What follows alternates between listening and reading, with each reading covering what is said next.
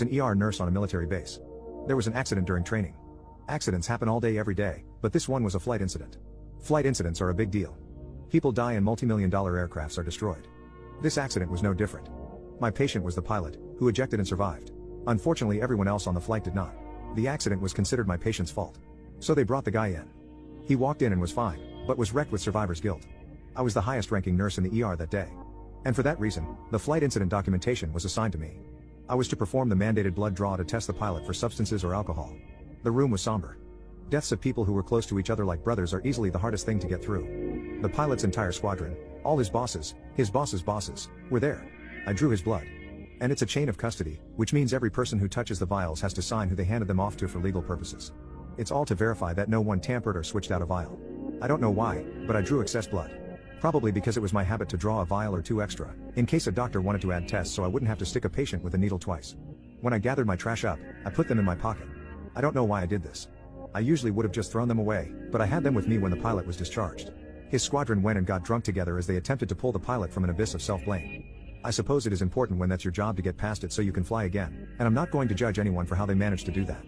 It's got to be difficult, going back to work, with the same people, all of you knowing you were piloting during an accident that killed other people. So, they get a pass to go get blackout drunk. But not an hour after they left, the lab called me. There was a problem. The chain of custody blood draws needed to be drawn again. Someone had dropped the first ones on the floor and smashed it into a million pieces. Now he was at a bar, getting drunk, and I had to call him and have him come in to get a new blood test. It would not be clean. He would have alcohol in his blood, but I still had to have him come in. Everyone understood the ramifications of what was happening. With alcohol in his blood sample that was taken for his flight incident, he would be court-martialed. There would be a trial, he would get charges, and he would do a lot of time in the slammer.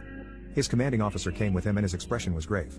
The pilot's fate was sealed, unless he told the truth, that this was a redraw. And that it happened well after the pilot was off duty. But that meant the flight incident report had no blood draw.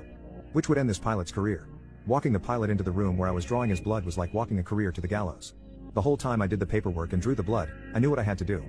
The commanding officer stammered and tried to find a way out of the situation. I don't know what he thought I could do. No one pressured me, no one threatened me, and no one coerced me to do what I did. I did it all on my own and no one knew what I was even planning. I took the blood I had just drawn into my right hand. The pilot was looking down at the ground, his head hung in grief, for the dead and for himself. "Look at me," I said. "Look at me." I waited for his eyes to meet mine.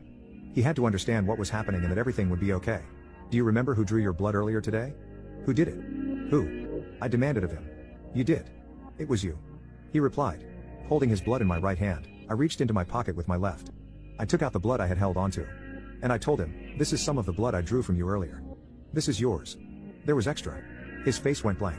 It was the moment just before understanding. I looked at him, at his commander, and then turned and put the blood I just drew from him into the garbage. And I put the vials I drew on him earlier down in front of me and filled out my document. I was falsifying a document.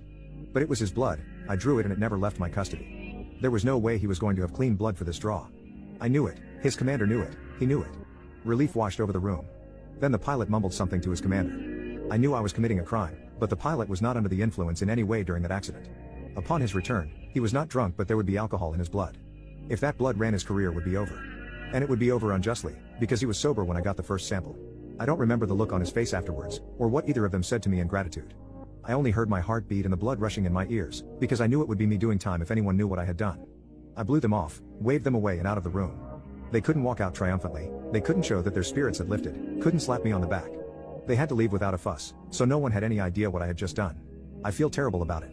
But I'd do it again. It was the right thing to do. Even if it messes with me to this day. It's good to get it off of my chest.